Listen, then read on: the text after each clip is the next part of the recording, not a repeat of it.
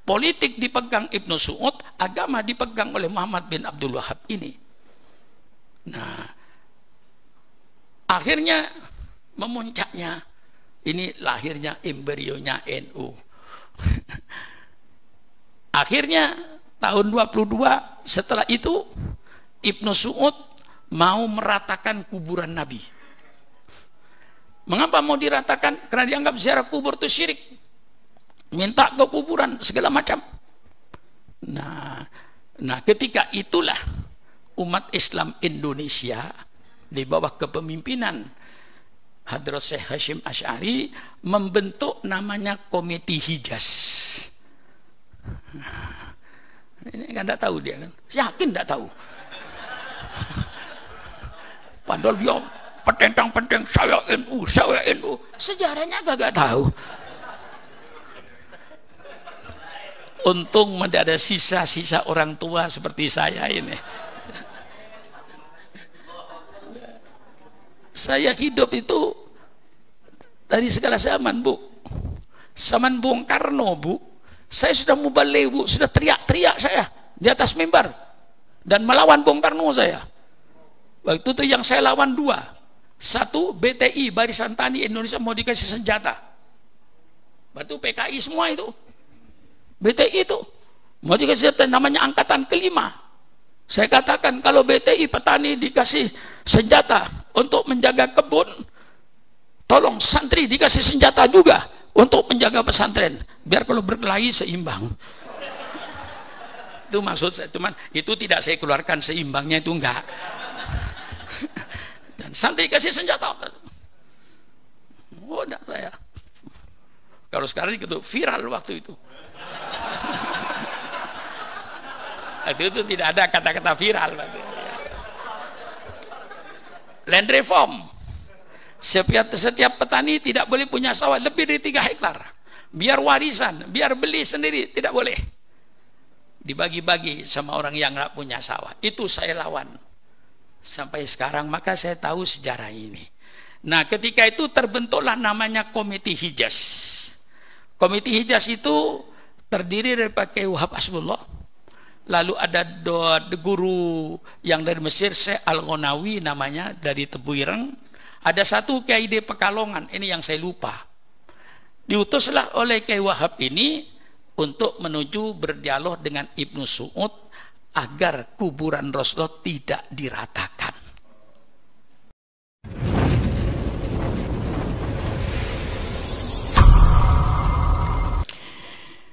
Assalamualaikum warahmatullahi wabarakatuh.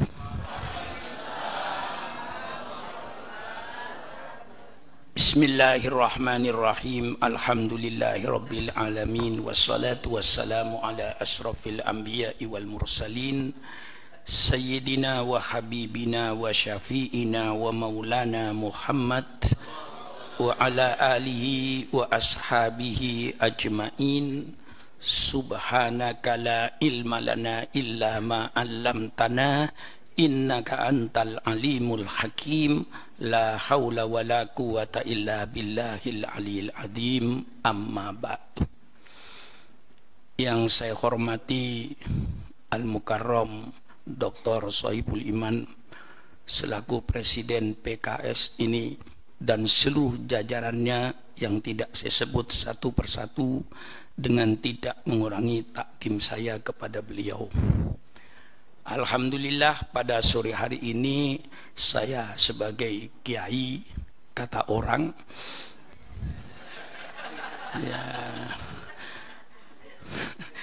ya kan orang yang menyebut saya kiai itu.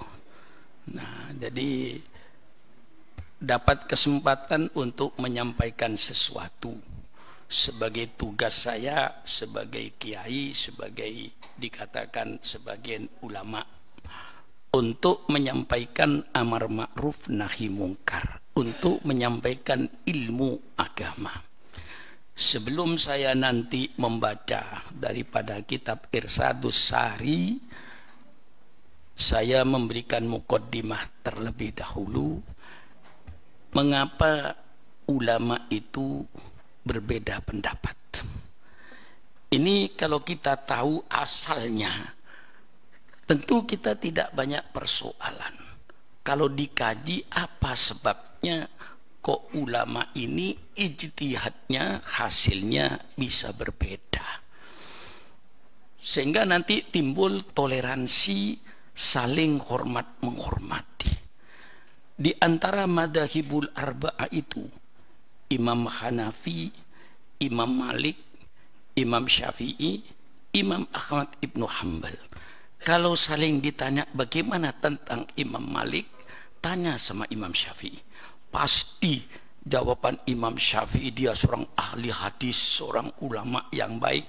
Tidak pernah ada madhab imam yang menisbatkan orang kepada salah, itu tidak ada. Tidak ada. Imam saya berkata Imam Abu Hanifah salah, itu enggak ada.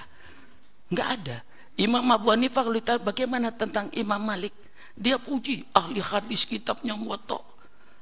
Tidak pernah lalu berkata Imam Malik itu salah memahami hadis, tidak pernah. Lain dengan sekarang ini.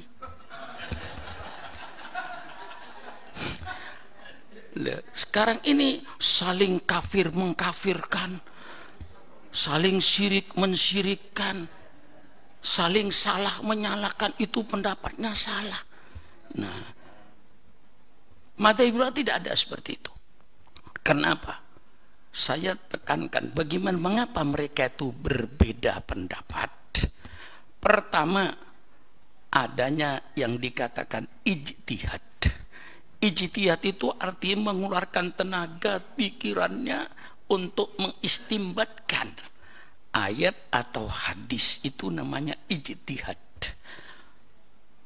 Menguras segala tenaganya, pikirannya untuk menarik istimbat kesimpulan dari Quran dan hadis, itu namanya ijtihad. Dan setiap orang mempunyai hak untuk berijtihad. Nah, lalu mereka dalam ijtihad itu berdasarkan Quran dan hadis kedua-duanya, keseluruhnya. Madzhabul arba'ah tidak ada yang tidak berdasarkan Quran dan hadis. Semuanya dasarnya Quran dan hadis. Loh, kalau dasarnya sama kok berbeda? Nah, pemahamannya yang berbeda ketika itu. Pertama, mengapa ada perbedaan paham? Pertama, bahasa Arab itu kadang-kadang satu kata itu artinya dua dan sama-sama kuat. Tidak bisa dibawa, oh lebih kuat ini, kuat ini, tidak. Itu dalam bahasa Arab. Seperti contohnya kata-kata Qur'un. Qur'un itu dalam bahasa Arab berarti suci dan berarti head. Sama saja. Qur'un itu ya suci, ya head maknanya. Kedua-duanya sama kuat.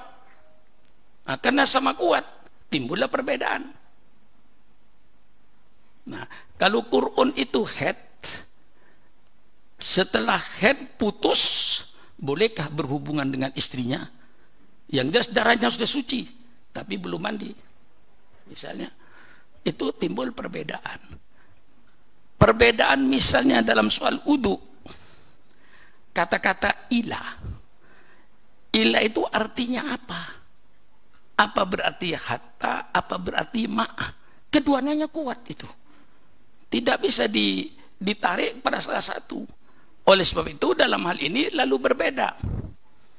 Imam Abu Hanifah berkata bahwa siku itu tidak usah dicuci dalam wudu.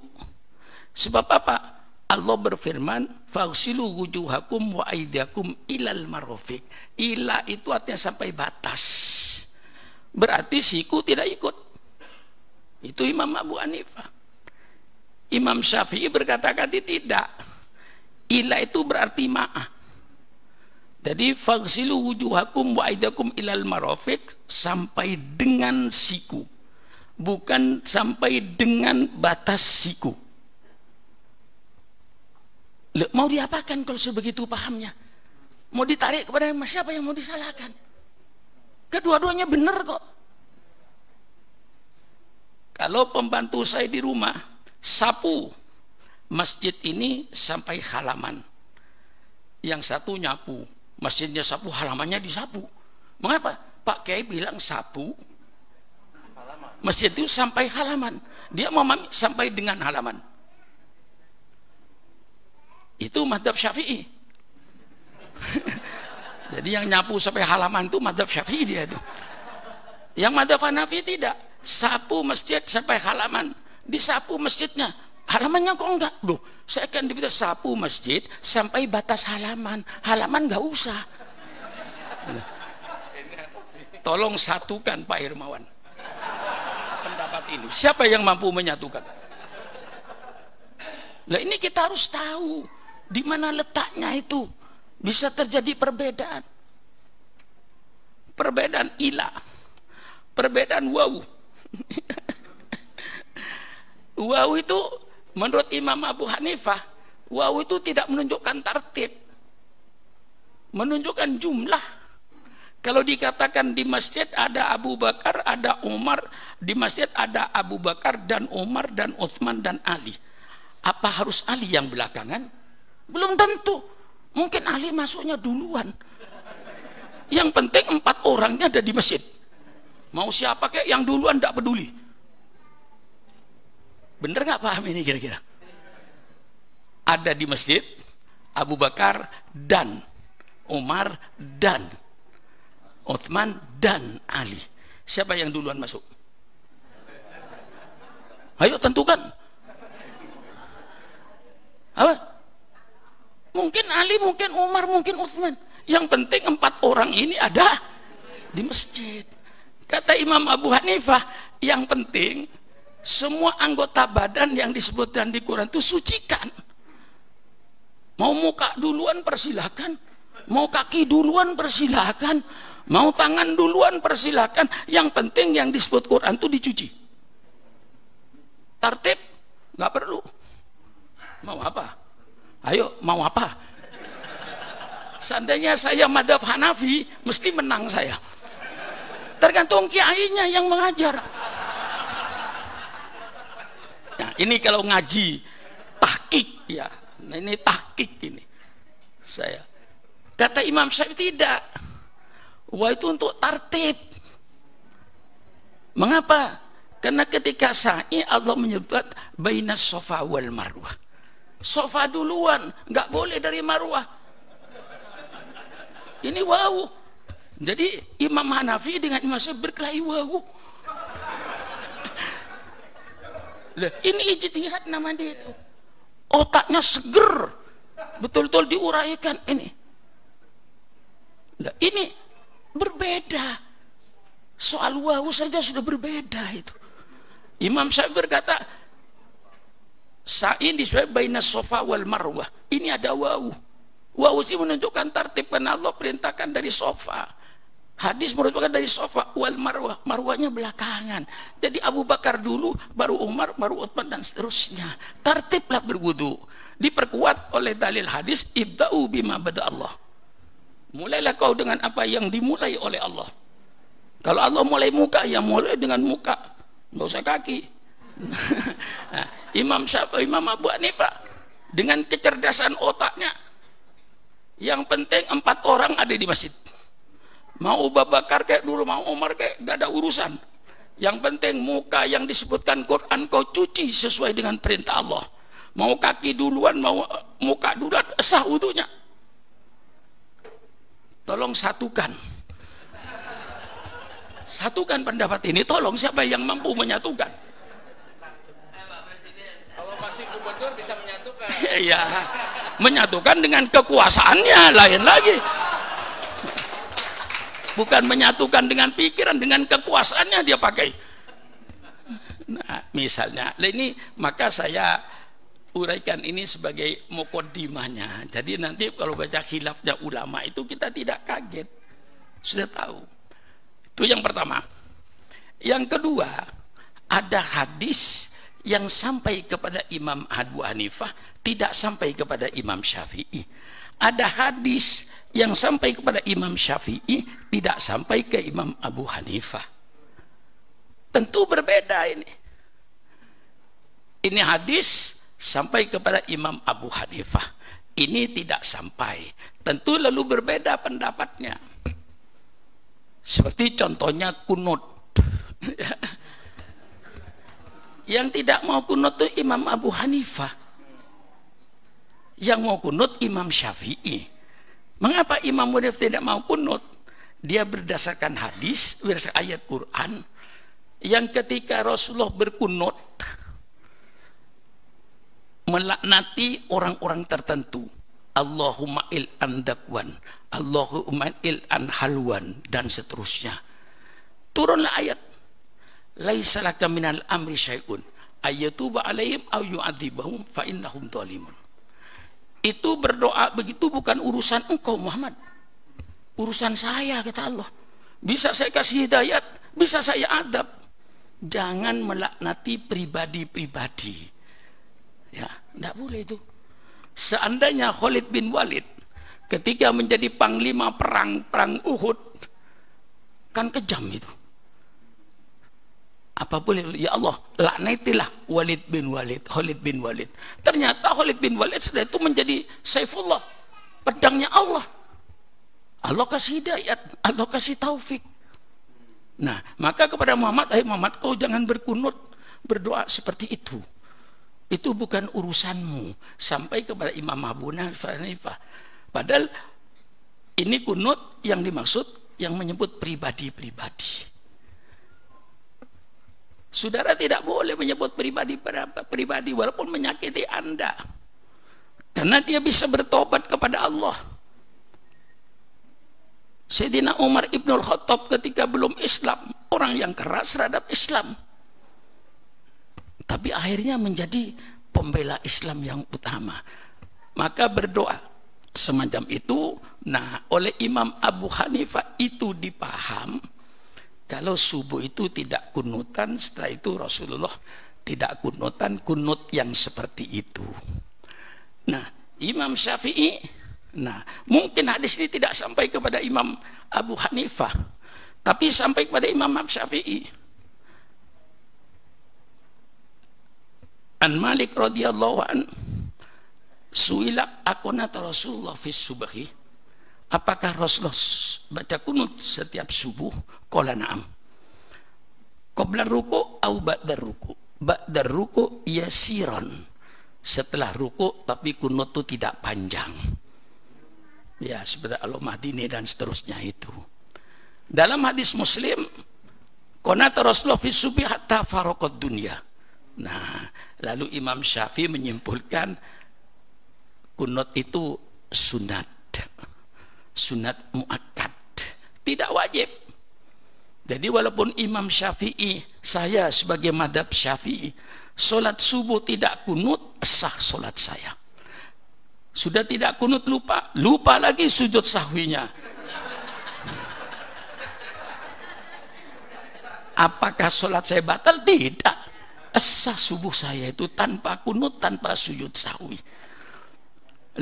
Inilah perbedaan begini dengan saya menjiwai guru saya. Saya ini presiden PKS, saya ini untungnya dulu pesantren itu saya dua. Pertama kali saya duduk di pesantren Salafiyah yang paling salaf di Jawa Timur, namanya Pondok Pesantren Sidogiri Pasuruan. Nah, setelah saya ngaji, ya saya masuk Gontor itu sudah bisa baca Fathul Qorib, tafsir Jalalain loh. Bukan saya masuk Gontor masih nol, enggak, sudah ngaji saya. Nah, setelah dari Salafiyah itu saya pindah ke Gontor. Nah, tamat di Gontor, bukan hanya tamat saya, jadi guru 4 tahun di Gontor itu. Jadi seluk beluknya itu hafal saya itu. 4 tahun saya jadi. Lah, Pak Zarkasi, Allahumma firlahu, berkata, Muhammadiyah yang baik, Muhammadiyah yang maki-maki NU. NU yang baik, NU yang maki-maki Muhammadiyah. Tapi itu bukan orang Muslim yang baik. Ini kata-kata emas ini. Muhammadiyah yang baik, Muhammadiyah yang maki-maki NU. Maka dulu kalau orang NU masuk Golkar, belum maki-maki NU, belum sah itu masuk Golkarnya. Lah ya saya kan saya nih Pak Irwan, sebenarnya saya ini orang politik loh. Ini testimoni nih. Cuman orang politik yang tidak punya duit. Jadi kalau mencari contoh siapa orang politik yang tak punya duit, Syukron Makmun. Nah itu deh. Kalau punya duit lain lagi persoalannya itu. Kalau saya punya duit 1 triliun, 2 triliun, oh lain lagi sudah bentuknya itu. Nah ini kata-kata Kiai Imam Zarkasi, Allahumma firlahu. Kau mau jadi Muhammadiyah yang baik, maki-maki NU. Mau jadi NU yang baik, maki-maki Muhammadiyah. Tapi kau bukan Muslim yang baik. Jangan kau jadi Muhammadiyah yang baik, jangan menjadi NU yang baik, tapi kau jadi Muslim yang baik. Muslim yang baik, Muhammadiyah itu saudaranya, NU itu saudaranya. Innamal mu'minuna ikhwatun. Wah, ini kira-kira mukaddimahnya serem juga ini.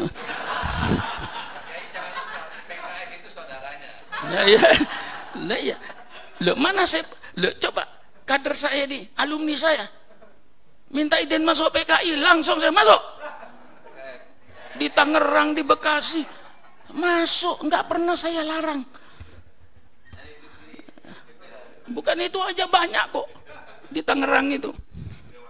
Nah, ini yang kedua, sebabnya ikhtilaf ulama itu karena ada hadis yang sampai, ada yang tidak sampai. Itu wajar. Ada hadis yang sampai kepada Presiden Sohibul Iman, tapi tidak sampai kepada saya. Dia pegang hadis yang sampai, saya pegang karena saya tidak sampai kepada saya. Berbedalah saya dengan dia. Apalagi zaman dulu dari Irak, Mesir pakai unta. Kalau sekarang mungkin bisa diatasi itu semuanya, bisa sampai. Lah ini masalahnya. Yang ketiga, ada hadis sampai ke Presiden Sohibul Iman, sahih. Sampai kepada saya tidak. Mengapa kok tidak sahih? Hadisnya sama. Ketika sampai kepada Presiden Imam, dari siapa hadisnya? Dari fulan, dari sahabat Rasulullah. Semua fulan yang bayanta ini orang baik-baik. Ketika sampai kepada saya, dari fulan, dari maling. Nah, ini ada maling tengah ini. Ketika ada maling di tengah ini, doif hadis ini, tidak bisa terima. Presiden Soekarno menerima hadis ini, saya tidak menerima. Hadisnya sama, matannya berbeda. Nah, disinilah kita ini, ya insya Allah kalau begini, nggak kafir mengkafirkan, tidak salah menyalahkan itu, akan mempunyai pandangan luas, ya, berbudi tinggi, berbadan sehat, berpengetahuan luas, berpikiran bebas. Moto ini di Pasar Baru nggak ada ini. Baru ketemu Syukron Makmun sudah bisa begini nih. Berbadan sehat, berbudi tinggi, berbadan sehat, berpengetahuan luas, berpikiran bebas. Nah, maka ini yang ketiga. Nah, yang keempat tadi, adanya ijtihad ini, pemikiran ini. Biar gedungnya sama, penilaian pasti tidak sama. Mungkin, wah gedungnya PKS bagus, gini, puji. Datang orang lain, ini estetikanya kurang ini. Kurang indah, kalau begini mestinya indah, kalau lampunya, padahal gedungnya satu kan. Mengapa berbeda? Adanya ijtihad evaluasi ini. Lah inilah sebabnya. Nah, inilah sebabnya para ulama berbeda, tapi seluruhnya Rasulullah bersabda, ikhtilafu ummati rahmatun. Ya, ikhtilafnya umat ini jadi rahmat kepada Allah, kepada kita semuanya jadi rahmat. Dengan ikhtilafnya ulama itu bisa mencari jalan keluar. Kita kepepet menurut madhab Hanafi, madhab Syafi'i kepepet. Tidak ada jalan keluar sudah. Kalau menurut Imam Syafi'i mutlak. Datanglah kitabnya Abu Hanifah.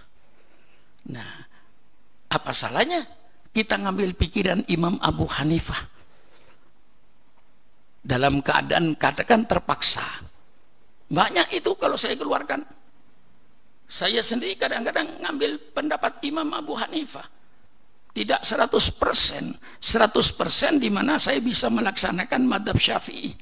Ketika saya tidak bisa melaksanakan madhab Syafi'i, tapi saya bisa melaksanakan dengan madhab lain, saya bisa pindah. Tapi tidak ngomong sama orang lain, saya kerjakan sendiri. Ya, itu bedanya. Kalau orang tuh terus ngomong sama orang, ngomong sama orang timbul perbedaan. Saya enggak, saya kerjakan sendiri aja. Kalau timbul perbedaan semacam itu, untuk menjaga umat ini, untuk menjaga umat, tidak semua apa yang saya kerjakan harus saya bentangkan kepada umat. Tidak. Seperti contoh misalnya sekarang, rumahnya Bapak Presiden kita ini persis di pintu lapangan terbang. Kalau keluar, dia masuk rumahnya sudah tinggal nyebrang. Mau jamak, menurut madhab Syafi'i, luar dari lapangan terbang dia sewa taksi dulu ke Tanjung Priuk. Di Tanjung Priuk dia sholat, balik ke rumahnya, selesai. Kan tidak bisa sholat bersama di rumah, sudah sampai di rumah. Nah, waktu itu saya tidak pakai itu. Ini saya keluarkan cuma contoh aja. Ya, saya langsungnya masuk ke rumah saya. Untuk apa saya ngakalin malaikat?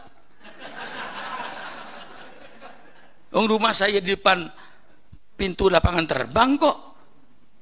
Masuk rumah saya bagaimana mau sholat jamak? Sudah sampai di rumah saya. Jadi supaya tersewa taksi dulu ke Tanjung Priok, sholat Tanjung Priok, pulang ke rumah. Kan malaikat gimana sih orang ini? Sudah sampai. Nah, misalnya contoh ini adalah ya. Nah, jadi saya tidak selamanya 100%. Apalagi kalau ketika ibadat haji saya. Banyak yang kadang-kadang saya pernah satu ketika ada seminar Departemen Agama itu.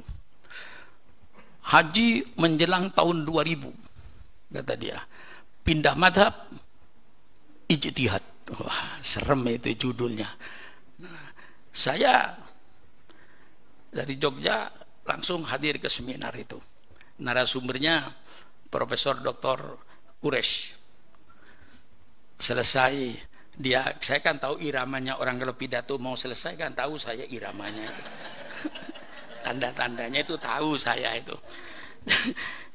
Sebelum dia selesai, saya angkat tangan dulu supaya tidak ada alasan untuk tidak menunjuk saya.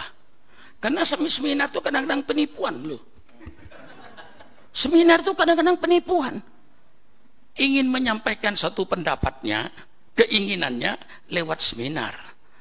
Nanti setelah narasumbernya selesai, suruh angkat tangan. Yang disuruh yang pro dulu. Nah, aman kan kalau yang pro? Giliran yang tidak pro, berhubung waktu sudah habis, maka nanti kita serahkan kepada tim perumus. Nah, tim perumus merumuskan sesuai dengan keinginan pesan sponsor. Dikatakan hasil seminar itu pembohongan itu. Saya tahu yang begitu itu. Karena saya tahu saya angkat duluan. Saya Pak Quraisy waktu itu mau tidak mau Pak Sukron. Saya bilang, ini seminar mengapa kok hebat-hebatan begini? Ini bahasa sederhana kata saya. Baca kitabnya Imam Syafi'i Al-Idoh kata saya. Kalau Anda musyawarah bahwa lempar jumrah itu menurut madhab Syafi'i itu ba'da zawal sampai maghrib. Bagaimana orang yang jutaan ini bisa mengerjakan dengan waktu yang sempit? Perlu seminar? Tidak perlu seminar kata saya. Baca kitabnya Imam Syafi'i namanya Al-Idoh. Di situ Imam Nawawi berkata untuk tawaf ifadah lizahmah, karena padatnya orang Maka Imam Syafi'i berkata, batolal lamis dunal malmus. Yang batal yang menyentuh, yang disentuh tidak batal.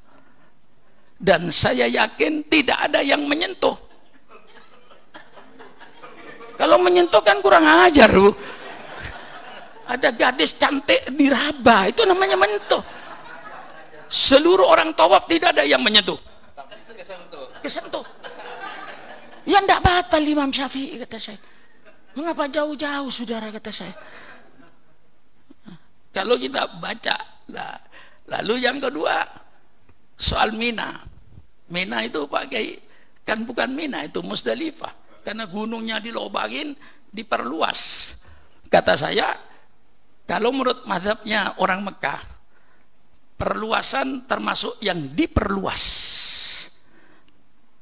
Perluasan termasuk yang diperluas. Masjid Nabawi dulu kecil, diperluas oleh Sayyidina Abu Bakar, diperluas oleh Sayyidina Utsman, diperluas oleh Turki.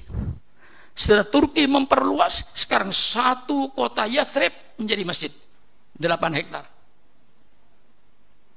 Perluasan termasuk yang diperluas. Itu keputusan ulama Mekah. Kalau Anda tidak mau bersikokoh itu bukan Mina, baca kitabnya Imam Syafi'i yang paling kecil. Paling kecil ini, nggak ada yang lebih kecil lagi. Namanya Matan Takrib.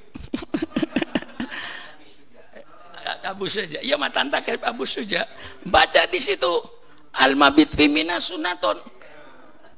Al-mabit fi Mina itu sunnah. Mengapa sudah ribut-ribut? Ikut saja Matan Takrib Imam Abu Suja. Itu mantapnya Syafi'i, kata saya. Tidak ada kesulitan, kata saya. Sudah luas pemahaman ulama-ulama. Ini masalah fikih. Ya. Nah, memang sudah saya niati itu menyampaikan begini ini supaya kita ini, kalau kita disuruh toleransi dengan umat yang beragama lain, kok kita sesama Islamnya tidak toleransi, itu gimana sih? Itu pertanyaannya itu. Dengan umat lain yang lainnya agama disuruh toleransi, saling hormat menghormati, saling harga menghargai. Loh, kok sesama Islamnya tidak? Di mana letak kesalahannya ini? Lah, itulah setelah terjadinya perang salib yang berjalan selama 200 tahun, yang diakhiri oleh kehancuran Eropa. Raja Prancis mengumpulkan semua kekuatan Eropa jadi satu untuk melawan Salahuddin Al-Ayyubi. Ternyata kekuatan mereka yang begitu dahsyat dapat dihancurkan oleh Salahuddin Al-Ayyubi. Menurut setengah riwayat, Allahu a'lam bishawab, ya, apa dibikin-bikin oleh orang NU juga saya nggak tahu. Membangkitkan semangat tuh Salahuddin Al-Ayyub dengan baca bersenji itu. Ya Nabi salam alaika, ya Rasul salam alaika. Dibangkitkan nih semangatnya itu. Setengah riwayat. Ya Allahu a'lam bishawab, saya nggak hidup waktu itu. Ya tapi sejarah ya saya baca, ada yang menyebutkan seperti itu. Nah, dibangkitkan semangat.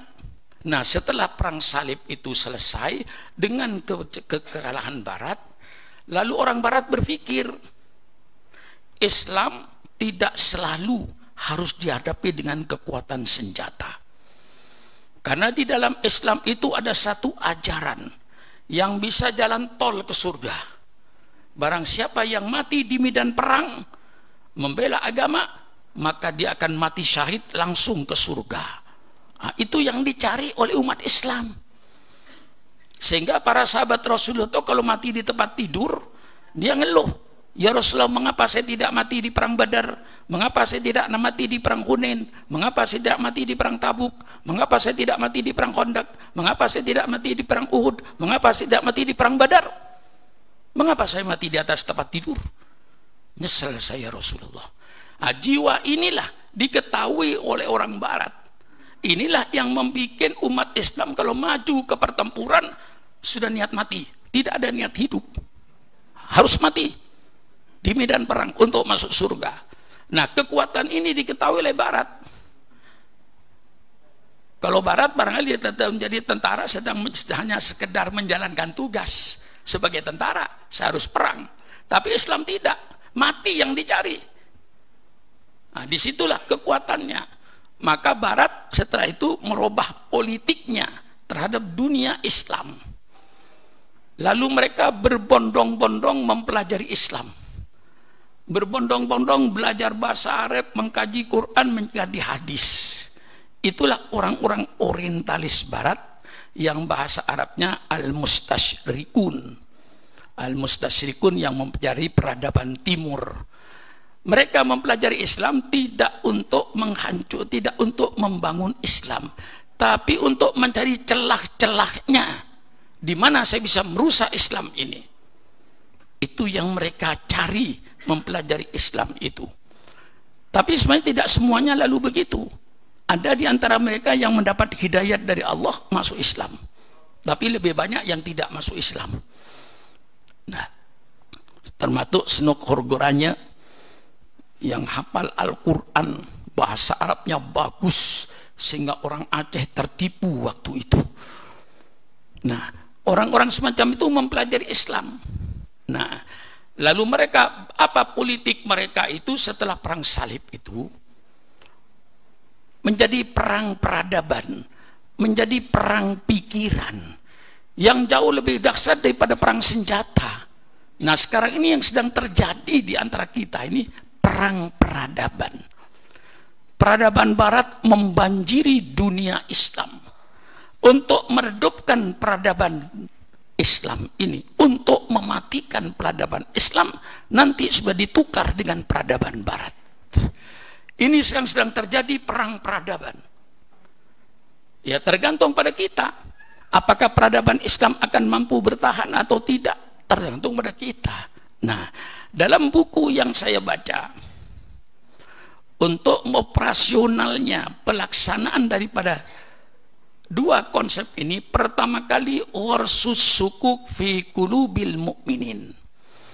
Pertama konsep dia tanamkan kebingungan di dalam hati pemikiran umat Islam. Bagaimana caranya untuk membingungkan umat Islam terhadap ajaran agamanya. Ini konsep utama. Kalau bisa murtadkan umat Islam, kalau bisa kafirkan umat Islam, minimal dalam bukunya yang saya baca, Ibadul Ummatil Islamiyah an Islamiyah, minimal jauhkan umat Islam dari ajaran Islamnya. Biar dia ngaku Islam asal tidak menjalankan ajaran Islamnya. Itu minimal. Yang kedua, konsep mereka itu at-tafriq bainal muslimin. Bikin perpecahan di antara umat Islam, baik secara nasional maupun secara internasional. Jangan sampai umat Islam dalam satu negara bersatu. Jangan sampai umat Islam dan dunia internasional bersatu, akan membahayakan kepentingan mereka. Usahakan baik secara internasional maupun secara nasional pecah belah umat Islam ini. Nah, dua konsep ini. Jadi lalu bagaimana mempraktekkannya? Saya sekedar baca. Dikata mereka ayat to'a asyajarota ahadu a'do'iha. Hendaknya yang memotong kayu ini harus kayu juga. Robohkan kayu. Yang merobohkan kayu itu harus kayu. Contohnya, Presiden PKS mau motong kayu besar. Persilakan, Kiai, beli kampak. Jangan dikasih pegangan kayu, kampaknya dorong-dorong. Kira-kira roboh nggak kayu nih? Roboh nggak kira-kira? Nggak bakalan roboh. Kasih pegangan kayu. Yang dipegang apanya? Kayunya. Pukul. Robohlah kayu. Robohnya kayu karena kayu. Hancurkan umat Islam. Yang bisa menghancurkan umat Islam hanya orang Islam. Tidak bisa Islam dihancurkan dari luar. Oh, kalau bukan orang Islam menghancurkan kita, wah kita ramai-ramai gebukin. Yang sulit kalau yang menghancurkan Islam orang Islam. Hancurkan kiai. Yang bisa merusak kiai. Nah, bukan saya lah yang menjawab ya. Hancurkan kiai. Dan tidak bisa kiai itu dirusak. Kecuali harus kiai sendiri yang pakai surban tebal itu. Hancurkan para habaib. Tidak bisa habaib itu hancur kalau tidak dari Habib sendiri. Ini dalam buku dia tertulis, ayat to'a asyajarata ahadu a'do'iha. Hendaknya yang memotong kayu harus kayu. Yang menghancurkan Islam harus orang Islam. Yang merusak kiai takut kualat. Tidak ada kualat itu dalam kebatilan itu. Kualat itu dalam kebenaran, Bu. Kalau kebatilan nggak ada kualat itu. Saya pernah pidato di Pasuruan, agak dimusuhi. Kalau ada kiai, kata saya, kalau kan boleh aja, Ki. Masa kalau nggak boleh? Kalau ada kiai keluar dari hotel, bawa istri orang, bermalam di hotel, keluar dari hotel, injak surbannya dengan kepalanya itu, tidak bakalan kualat. Syukuran makmun jaminan. Kan takut orang injak kepalanya kiai. Tapi kalau dia keluar dari hotel bawa istri orang, injak aja kepalanya, insya Allah nggak ada kualat. Nah, iya, ke hotel bawa istri orang lagi. Kalau bawa istrinya sendiri jangan. Nah ini saudara. Jadi yang akan menghancurkan Islam itu orang Islam.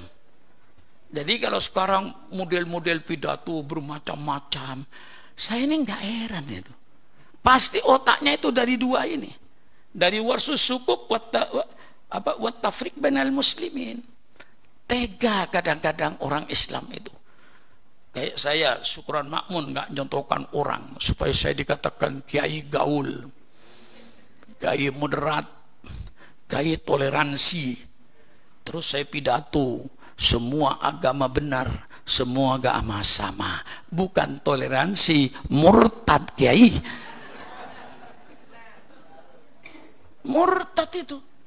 Loh, sekarang pemurtatan ini tidak terasa, kiai. Ibadul ummatil Islam tidak terasa.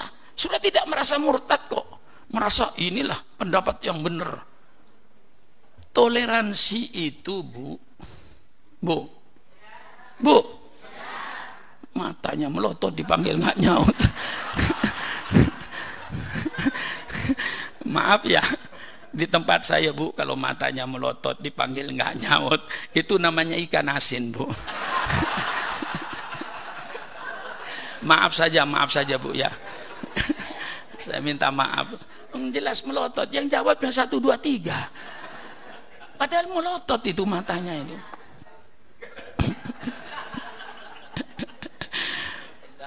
Bu, baru dia.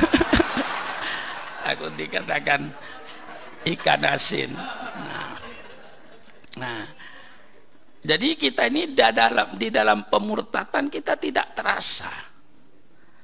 Semua agama sama, semua agama benar. Di mana samanya, di mana benarnya? Imannya tidak sama, ibadatnya tidak sama. Kok bisa bilang sama? Toleransi itu, Bu, hanya sekedar saling hormat menghormati. Orang ke Kristen ke gereja tidak usah kita halang-halangi. Kita hormati mereka, saling hormat, saling harga menghargai, hidup rukun. Mengapa? Karena dalam Islam la ikraha fiddin qad tabayyana rusdu minal ghayy.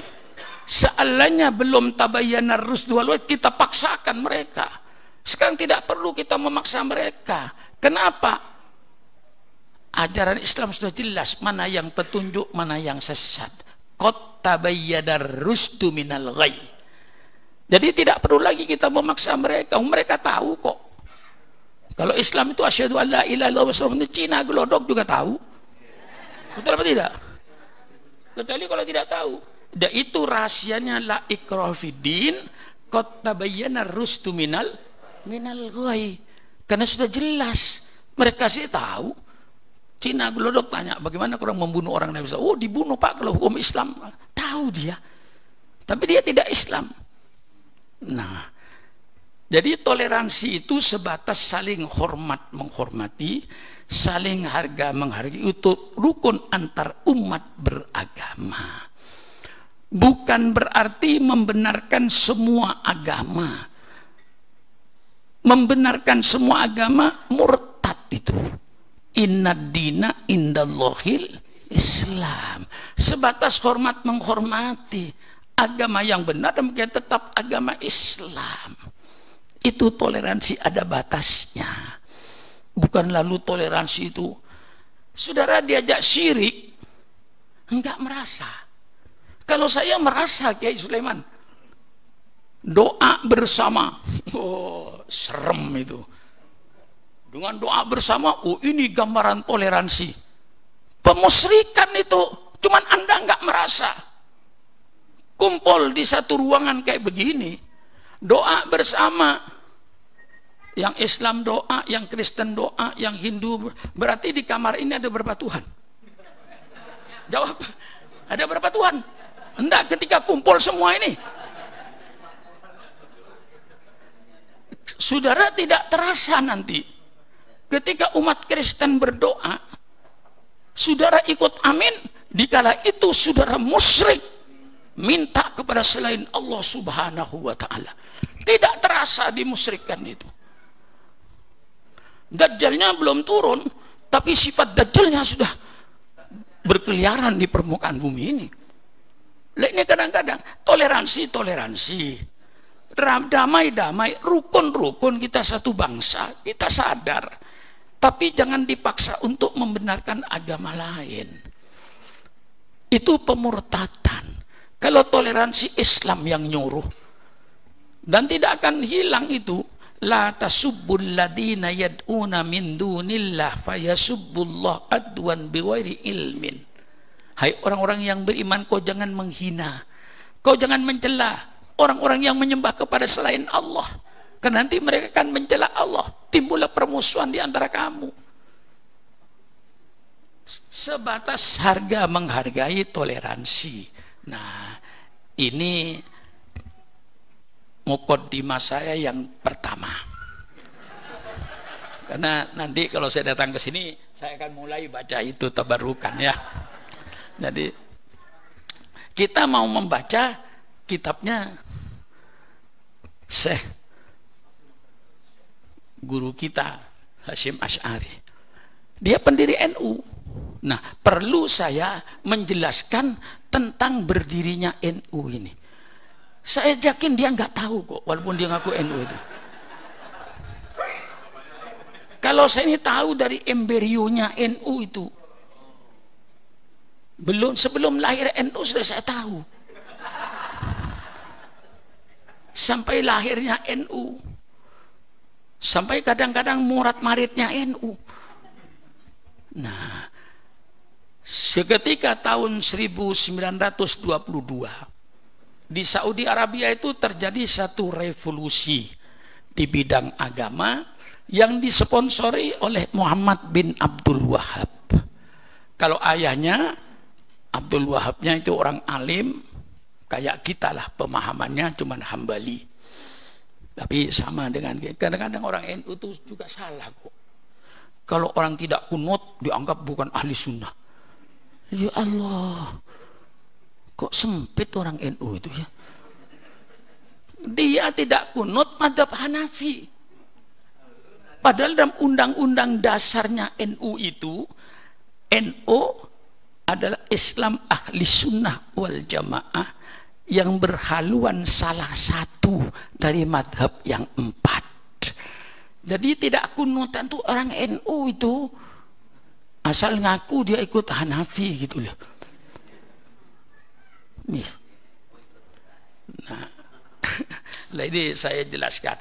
Nah, pada tahun itu timbul pemberontakan. Ya, kalau baca sejarahnya, kalau saya tidak mau mengungkapkan supaya tidak lebih tajam. Kalau saya ungkapkan nanti lebih tajam. Tapi mungkin Pak Irawan tuh tahu itu siapa di belakangnya Muhammad bin Abdul Wahab ini. Siapa di belakangnya itu. Saya tidak menguraikan. Untuk tidak menambah tegang. Nah, yang jelas timbullah pemberontakan dengan irama bagus sekali menjernihkan ajaran Islam dari khurafat-khurafat, tahayul-tahayul, karena Islam itu menyebar ke seluruh dunia sehingga banyak Islam dipengaruhi oleh ajaran-ajaran lokal, dipengaruhi oleh akidah-akidah lokal, dipengaruhi oleh kebudayaan-kebudayaan lokal. Oleh sebab itu Muhammad bin Abdul Wahab merasa mempunyai tanggung jawab untuk menjernihkan agama Islam, menghilangkan bid'ah-bid'ah, khurafat-khurafat ini. Ini tujuan yang sangat suci dan baik. Cuman akhirnya kebablasan. Ya biasa, kebablasan itu banyak. Kayak reformasi kebablasan kadang-kadang. Sampai penghulu kalau mengawinkan nggak boleh terima amplop, itu kan kebablasan itu. Waktu itu saya bikin pengumuman, tolong tidak ada nikah di rumah-rumah, semua nikah harus di kantor, biar jenderal, biar gubernur, biar presiden menikahi di kantor. Ngamuk saya waktu itu. Lepas penghulu datang pakai mobil sendiri di luar waktu jam kerja, betul atau tidak? Dikasih amplop kok dilarang, dianggap korupsi. Padahal kadang-kadang penghulu itu merangkap loh Ustaz. Kalau nggak ada kiai yang hadir, dia yang ceramah. Iya apa? Iya. Lihat fakta gitu loh. Jangan enak bikin peraturan di atas meja. Nggak lihat fakta di bawah. Maka saya bilang waktu itu, supaya mogok semua penghulu. Dengan adanya ini, maka saya minta tidak ada perkawinan di rumah-rumah. Semua akan nikah langsung di kantor KUA semuanya. Biar presiden, biar gubernur, biar jenderal, biar kiai, langsung di situ. Datang ke kantor situ, nggak usah kasih amplop. Ya, kalau ke rumahnya hari Minggu lagi sedang tidur, ngawinin orang pakai mobil sendiri, itu namanya kebablasan. Ya, betul aja, kebablasan barang nggak benar. Walau niatnya asalnya bagus, tapi kalau kebablasan tidak benar. Lalu waktu itu pokoknya tidak ada dalam hadis Nabi potong leher, halal darahnya, bid'ah, syirik.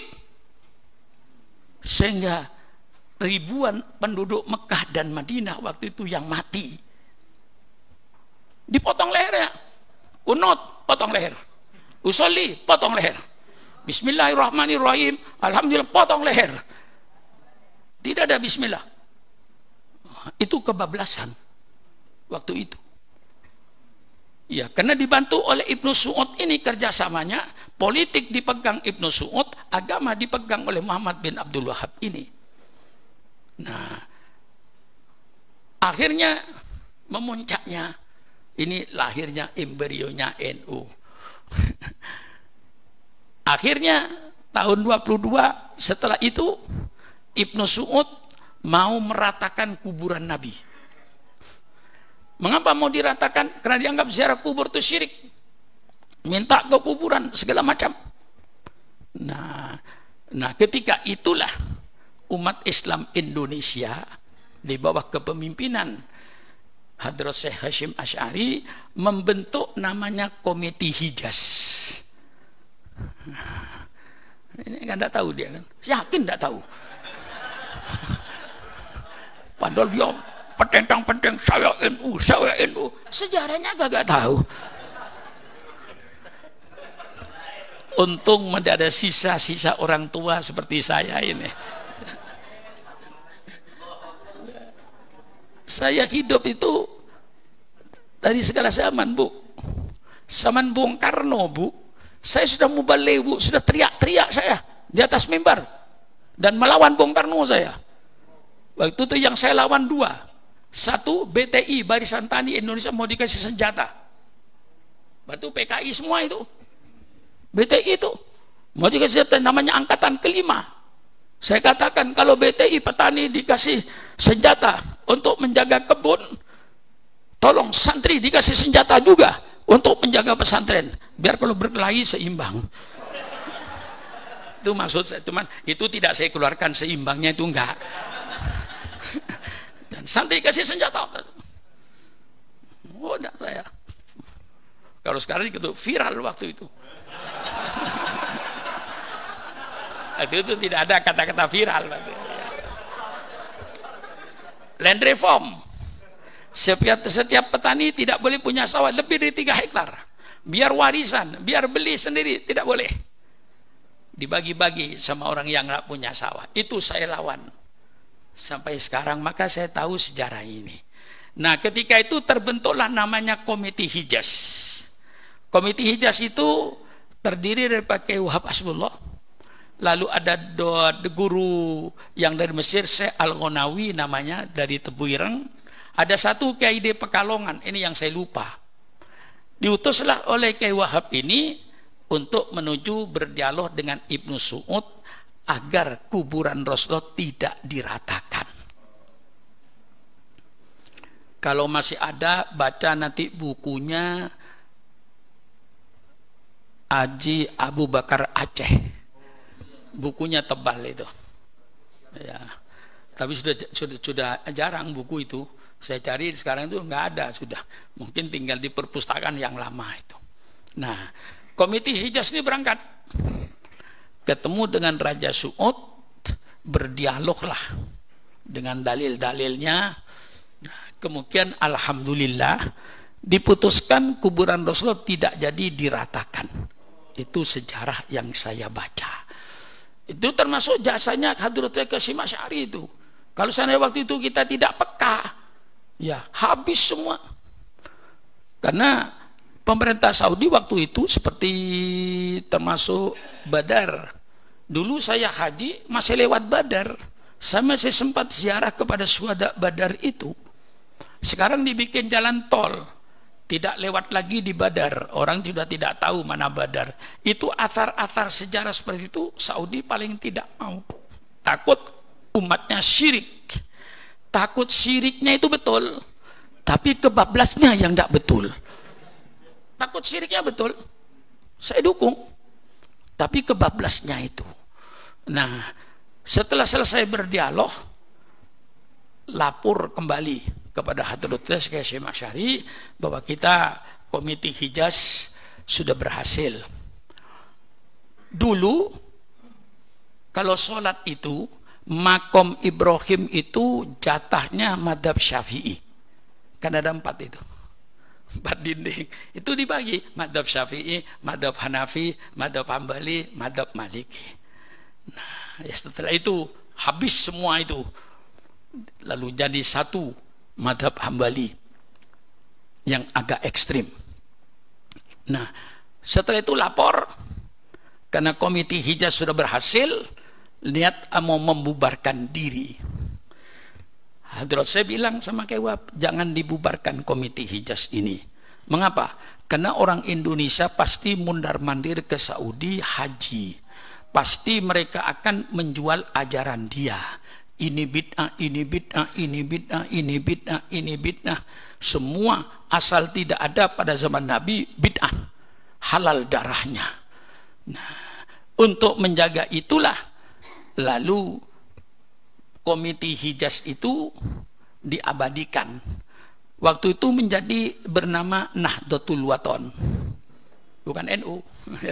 Nahdlatul Wathon. Dengan nama Nahdlatul Wathon ini berdirilah organisasi ini. Setelah mendekati tahun 1126 diadakan rapat di Jalan Bubutan, Surabaya. Dari Nahdlatul Wathon ini berubahlah Nahdlatul Ulama pada tahun 1926.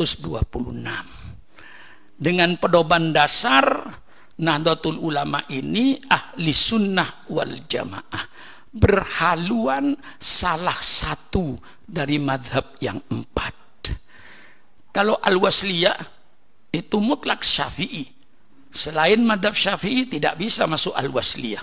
Itu lebih NU dari NU. Maka saya kalau pidato di depan Al-Wasliyah itu enak. Saudara kan mesti madhab Syafi'i. Saudara ngaku tidak ngaku NU, saudara. Karena NU itu salah satu madhab yang 4. Apa Hanafi, apa Syafi'i, apa Maliki, apa Hambali. Dan saudara menentukan hanya Syafi'i yang boleh masuk di Al-Wasliyah, selainnya tidak boleh. Itu berarti lebih NU dari NU. Nah, lalu berkembanglah Nahdlatul Ulama ini berdiri. Ingat, itu zaman Belanda.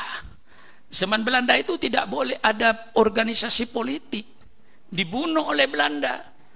Jangankan organisasi politik, kitab-kitab yang berbau politik itu tidak boleh dibaca di pesantren-pesantren ini. Almarhum Kiai Maskur, mantan Menteri Agama zaman Bung Karno, mungkin pernah mendengar nama itu ya. Kiai Maskur kebetulan jadi mertua saya. Jadi saya tahu betul. Nah, dia cerita sama saya. Ya karena saya mantu, dia bilang, Syukron, dulu zaman Belanda kitab-kitab yang berbau politik, Al-Kam Sultani, ini tidak boleh masuk. Fiqh Siyasa Ibnu Taimiyah tidak boleh masuk. Sampai kitab Idhatun Nasyi'in, yang itu sifatnya nasihat, itu zaman Belanda, Idhatun Nasyi'in nggak boleh dibaca itu. Karena membangkitkan semangat anak muda. Tidak boleh itu dibaca. Zaman Belanda. Nah, zaman Belanda, kiai-kiai tidak boleh bicara politik. Bicara politik tangkap. Itu zaman Belanda. Mengapa Belanda melarang kiai bicara politik? Karena Belanda ingin menjajah terus di Indonesia. Itu rahasianya. Jadi kalau sekarang ada orang melarang kiai berbicara politik, itu sisanya Belanda itu. Iya, saya berani. Sisa Belanda itu. Islam itu agama yang sumuliun. Apa sumuliun itu ya? Pura-pura nggak paham, padahal paham saya itu. Cuman bertanya sama saudara yang tidak paham itu loh. Sumuliun itu tuh artinya Islam tuh mencakup segala aspek kehidupan. Tidak ada kehidupan manusia itu yang tidak terjangkau oleh ayat Quran. Tidak ada kehidupan yang tidak terjangkau oleh sunnah. Kehidupan apapun saja, bicara dengan saya. Tidak ada yang tidak terjangkau oleh Quran dan sunnah. Semua kehidupan manusia ini. Jadi yang namanya liberalisme itu dilahirkan oleh bangsa barat yang mereka trauma terhadap agama mereka. Bukan kita. Mengapa mereka trauma terhadap agama mereka? Ya mungkin karena kitab sucinya, ya mungkin karena kekejaman gereja di abad pertengahan yang disebut the Dark Age, zamannya Gregorius, yang mereka lalu mendirikan lembaga kepausan, lalu paus dianggap wakil Tuhan yang tidak pernah salah, maksum. Disitulah kekuasaannya itu, hegemoninya itu ke seluruh kehidupan. Siapa yang bertentangan dengan gereja, hukum mati. Dan eksekusinya tidak manusia waktu itu yang saya baca dalam sejarahnya itu. Dalam mengeksekusi orang yang dihukum mati, ada yang digergaji. Orang digergaji, Bu, kayak kayu dibelah dua. Ada orang yang dibakar hidup-hidup, seperti Bruno, seorang ahli astronomi, karena dia pemikirannya bertentangan dengan gereja dan tidak mau menarik pahamnya. Gereja berpaham bahwa seluruh planet di langit ini berputar mengitari mahkota Paus Paulus di Roma. Sedangkan Bruno secara ilmu astronominya tidak begitu. Nah, karena bertentangan, Bruno itu dihukum mati, dibakar hidup-hidup. Kadang-kadang eksekusinya hukuman mati itu di lembaga yang namanya inkuisisi yang kejam. Di situ mereka pelihara harimau. Siapa yang mau dieksekusi harimau tidak dikasih makan 3 hari. Setelah itu orang dilempar ke macan itu, dirobek-robek oleh macan, mati dia, hukuman matinya. Mereka banyak yang trauma. Bisa trauma juga karena sosoknya Yesus Kristusnya. Di antara mereka yang trauma inilah ingin membebaskan diri dari asuhan agama. Lahirlah di barat itu yang namanya liberalisme. Ini kita banyak yang tidak membaca ini. Lahir liberalisme ini karena mereka trauma terhadap mereka. Lalu ingin bebas dari agama karena agama dianggap membelenggu kebebasan manusia. Ini haram, ini wajib, adanya wajib dan adanya haram itu membelenggu. Jadi agama itu dianggap membelenggu kebebasan manusia. Timbullah aliran liberalisme. Seorang tokoh liberal bernama Humphrey Cox di Amerika Serikat. Dia menyatakan dengan terang-terangan bahwa liberalisme dan HAM ini tujuannya untuk membebaskan manusia dari asuhan agama. Nah, kita kadang-kadang kiai, ustadz, liberal kok bebas. Ya lo kiai Suntoloyo kata saya. Sudah jelas tujuannya liberalisme ini untuk membebaskan manusia dari asuhan agama. Lalu yang terbukti di barat. Di barat apa yang ada kitab sucinya sudah tidak dipakai, Bu. Berzina itu dalam kitab Injil, dalam kitab Bible itu haram. Homoseks itu haram, perbuatan keji. Tapi sekarang apa yang terjadi, Bu? Di barat itu berzina itu halal, Bu. Anak SMA itu berhubungan seks gak ada apa-apa. Asal mau sama mau, halal. Yang haram itu kalau memaksa, Bu. Memperkosa itu tetap dihukum. Kalau tidak memperkosa, mau sama mau, bebas. Lebih dari itu sekarang, Bu. Seorang uskup di gereja Anglikan bernama Rennie Robinson. Dia seorang homoseks, bisa dipilih jadi uskup. Padahal di kitab mereka ini perbuatan terkutuk. Ingin bebas. Sampai laki-laki kawin dengan laki-laki, bebas, Bu. Perempuan kawin dengan perempuan, bebas. Caranya jangan tanya sama saya nggak tahu itu.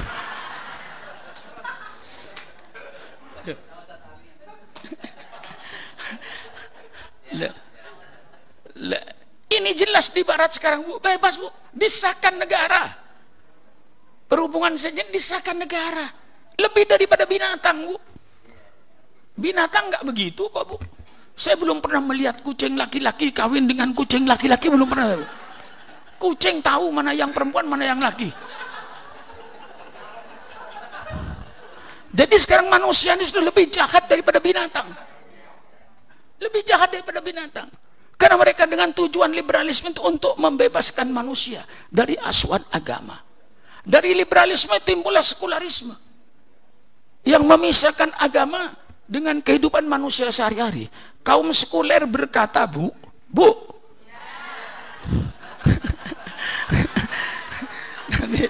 ya masalahnya, Bu, saya pidato setengah mati, ibu nunduk ke bawah tidur setengah mati. Lah ini kan namanya sama-sama setengah mati, Bu.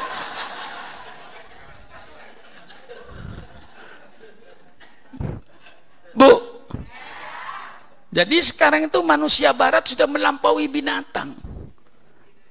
Homoseks itu disahkan oleh pemerintah. Dan seorang uskup, saya sebut namanya ini, nggak apa-apa. Namanya Rennie Robinson. Itu menjadi uskup di gereja Anglikan. Padahal dia seorang homoseks. Dan disinilah sekarang ini timbullah sekularisme. Bahwa agama tidak mengatur kehidupan manusia sehari-hari. Agama itu hanya di dalam masjid. Sholat, dikir, sholawatan, marhabanan, bungkus berkat, pulang. Itu Islam, cuma sampai di situ Islam itu. Di luar masjid gak ada lagi Islam. Apa? Bermasyarakat diatur oleh manusia sendiri. Ekonomi diatur oleh manusia sendiri. Berpolitik, bernegara diatur oleh manusia sendiri. Itulah namanya kaum sekuler, memisahkan agama dengan kehidupan manusia sehari-hari. Maka kalau ada profesor doktor lalu menyatakan bahwa Islam tidak mengatur kehidupan sehari-hari, itu kalau di depan saya menunjukkan kebodohan dia, bahwa dia tidak mengerti Islam.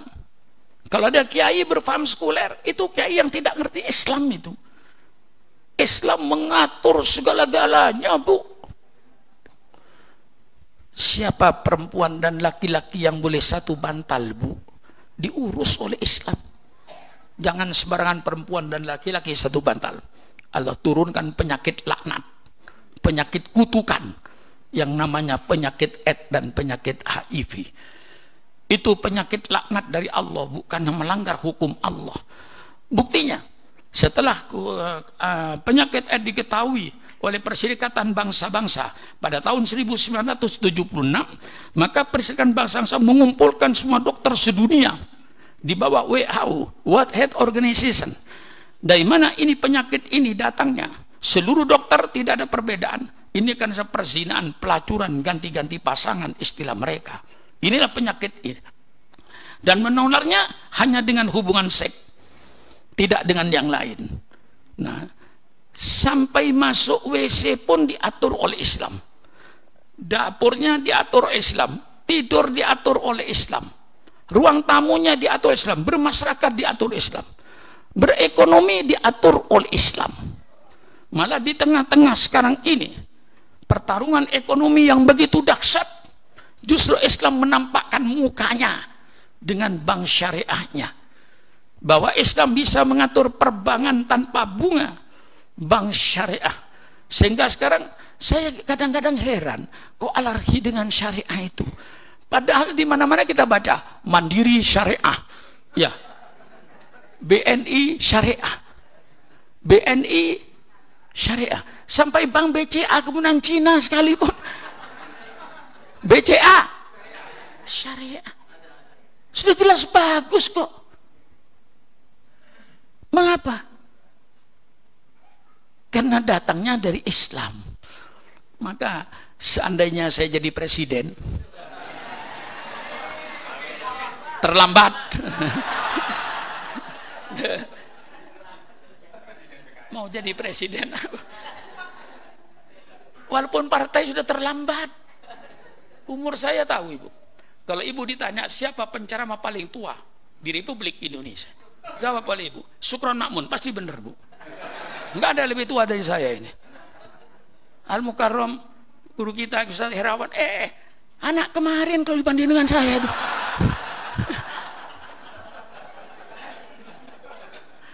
Al-Mukarram, presiden kita, berapa umurnya, Ki?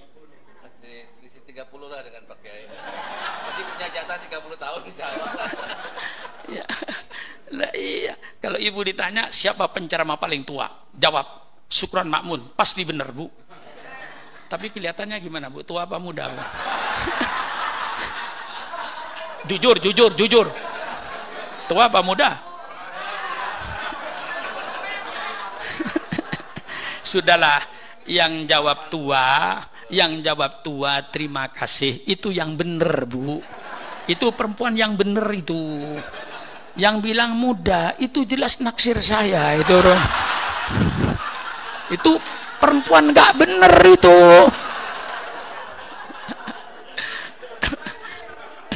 Apa? Sudahlah, jangan berhilalah. Naksir bilang aja dah. Udah ada urusan. Nah, ini saudara-saudara, lahirlah namanya sekularisme yang sangat bertentangan dengan Islam. Sukron Makmun diciptakan oleh Allah bukan untuk sakarpi dewe. Bahasa apa ini? Sukron Makmun diciptakan oleh Allah bukan untuk semau gue. Bahasa apa itu? Sukron Makmun diciptakan oleh Allah bukan untuk semau-maunya, tapi sukron makmun diciptakan oleh Allah untuk menjalankan perintah Allah dan untuk menjauhi larangan Allah yang nanti oleh Allah dikasih janji kehidupan di akhirat yang abadi. Jadi jelas yang namanya liberalisme, yang namanya sekularisme itu jelas bertentangan dengan Islam. mari berdialog dengan saya. Tapi saya ngajak yang berdialog orang yang ngerti agama Islam. Bagaimana dikatakan sekularisme ke dalam Islam? Islam bicara soal politik. Saya tadi walaupun singkat, ya, Kiai, singkat tadi kan? Padat. Tapi padat. Saya cerita saja. Dalam Islam, hukum membangun negara. Bagaimana hukumnya? Aklan wa syar'an. Setelah bentuk negara, kayak apa bentuk negara Islam? Quran tidak menentukan bentuk. Mau bentuk kerajaan, ya malikal mulki tu'til man tasha. Mau bentuk kesultanan, Allah ma'riti mukhraja sikit waj'ali min ladunka sultanan nasiro. Mau bentuk republik, persilakan. Mau bentuk khilafah, persilakan. Quran tidak menentukan. Yang penting substansinya. Apapun bentuk negara Anda, mau berbentuk republik sesuai dengan Islam, mau berbentuk kerajaan sesuai dengan Islam, mau berbentuk khilafah boleh, persilakan. Mau berbentuk kesultanan persilakan. Yang penting substansinya, apapun bentuk negaramu, yang penting perintah Allah jalankan, larangan Allah jauhi. Mau republik, mau kerajaan, mau khilafah, mau kesultanan, urusanmu.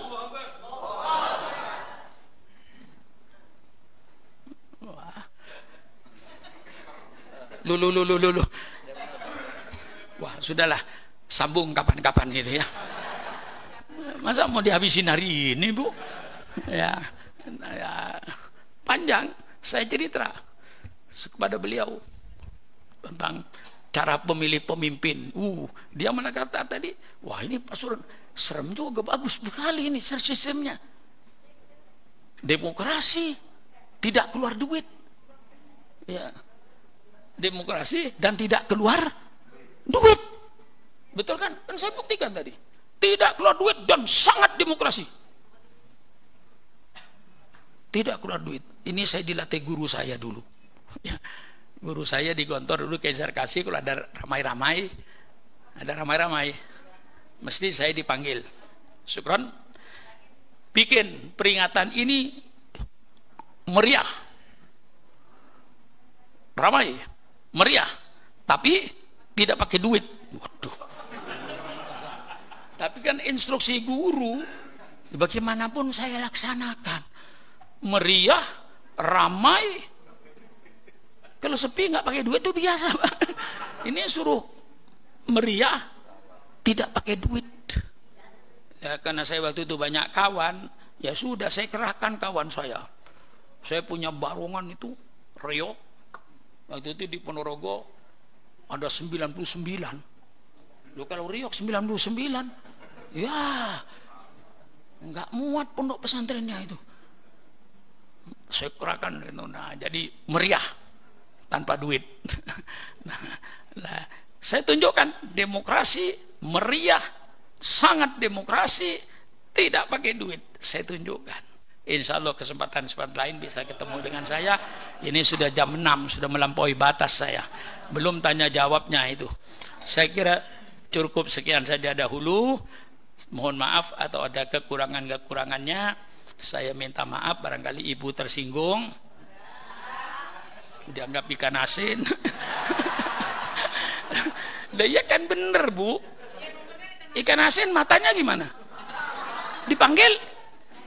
Enggak nyaut, ibu matanya dipanggil.